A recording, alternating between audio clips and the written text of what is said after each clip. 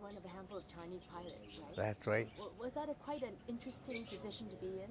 You know, like you're ethnic Chinese, but technically you're Canadian, and then Yeah. you're back in China, flying for China. I mean, helping in the effort. Yes. Yeah. What was that like? Well, it was quite an honor because, Chinese weren't allowed to do much flying, but both my brother and I were pioneer pilots flying up there in the bush along with everybody else.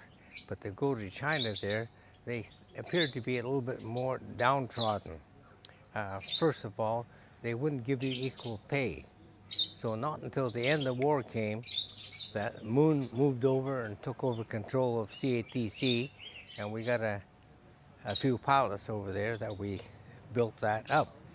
But at that time, I don't think at one time there was more than a dozen Chinese captains alive. We had a few co-pilots, but these were mainly people from the universities, and their main attribute and contributions was flying that they could speak anywhere from 4 to 7 different languages, in which no matter where we go, we'd have some interpreting. But most of them didn't have any flying at all experience. Can you tell us about DC 2.5? That's just a very kind of funny story in a way too. The wing, the DC 2.5. Yeah. So this DC 2.5 airplane was flying up around near Chengdu and Chongqing.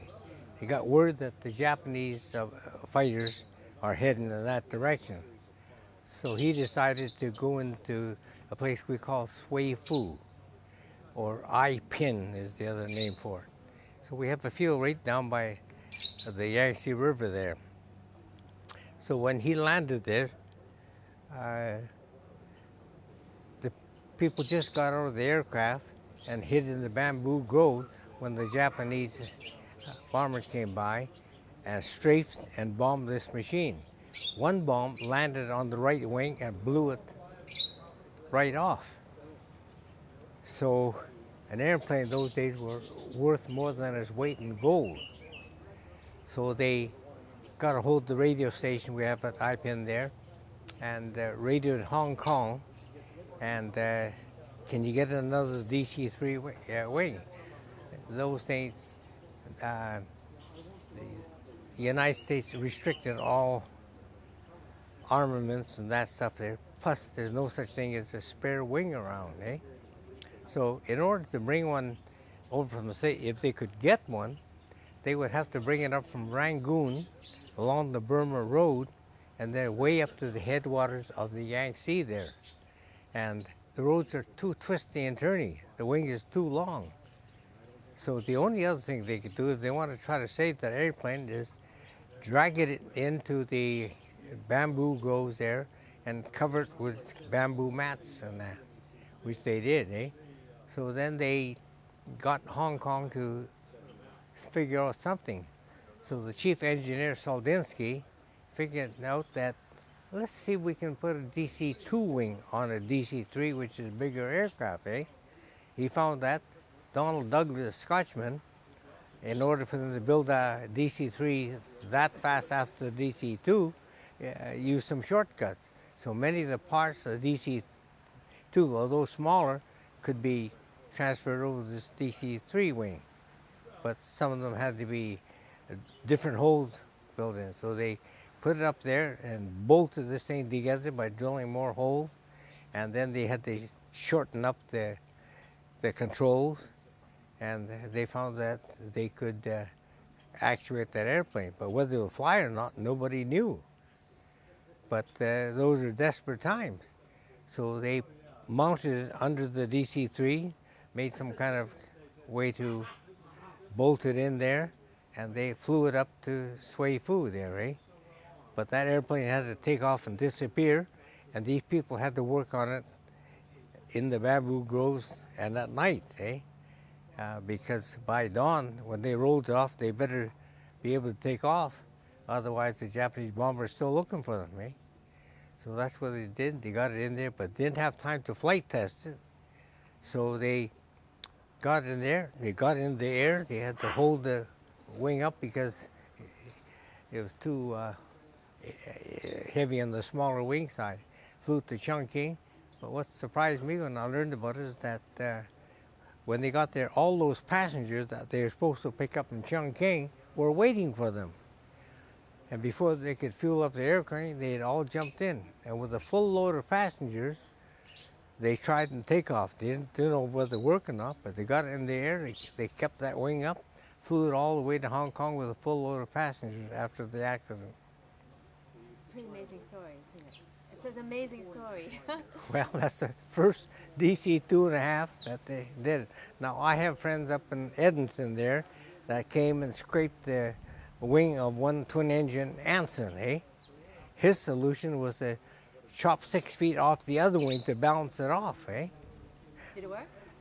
They got in there and back to Edmonton, but the inspector just happened to look up and see this thing. There's no such an airplane such as a chop wing Anson aircraft.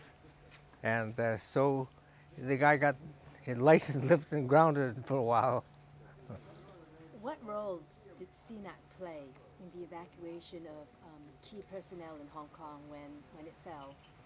Well, they weren't given much time. So the only thing they could do is get the highest priority passenger out there.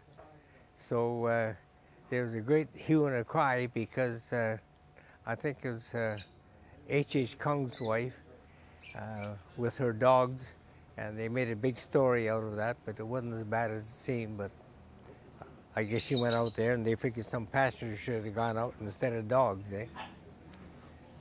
You said earlier that you actually you did the flights of Flu Day for the Chinese soldiers and for the Allied forces who were in Burma when the Japanese troops were retreating. Retreating? That's right.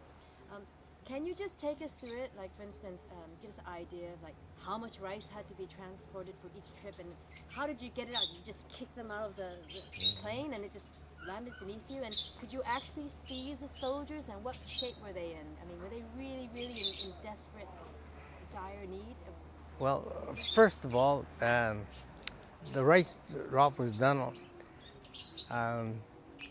in northern Burma and southwest Lijiang when the Japanese were trying to escape across the Salween River into Thailand. So the Chinese soldier intercepting them and requesting supplies usually took the villages that usually face into the south or the southwest. They cleared the thing and built these bamboo houses on stilts. And there we could see anybody around there. But when we're dropping rice, we couldn't see anybody. They had radios, sometimes they could call us because the rice could drop on their head and kill them, eh? So normally there would be a clearing because you couldn't drop it into the jungle because they couldn't retrieve anything, eh? But a lot of the campaign in Germany, when they found the clearing, then they'd wire in and talk these planes in. And the Japanese normally wouldn't shoot at them because, first of all, they would have no more ammunition. And second, if they shot all these planes out of the sky, where would they get their food? They'd get right to the perimeter on there and hoping some would land in their territory. So that's why we only had one guy go down there, and we don't think it was Japanese fire. We figured he got too low and hit a mountain. But the sad story about that, at one of the reunions, this person's son came up and saw me. He said, "They told me you were with my father that morning. You were in a different aircraft, and what can you tell me about him?" I says, "We're following each other, you know, and he was dropping against the side of the mountain this way. Well, what we usually do, go around the mountain and come down over the back and then drop it downhill into the wind, you see. But he went there, so we don't know what happened. He disappeared. So I figured that he had his gear down to slow himself down because he's going downwind. And when he tried to pull up, he couldn't pull up fast enough. So he said, I'm very happy to have somebody because I never saw my father I said, how come?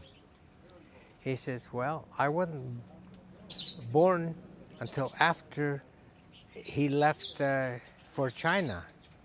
And he said, when I was born, my mother died giving childbirth. So I knew none of my parents. Therefore, I'm so happy to see somebody that flew with my father, knew my father, and could give at least his personal account, eh?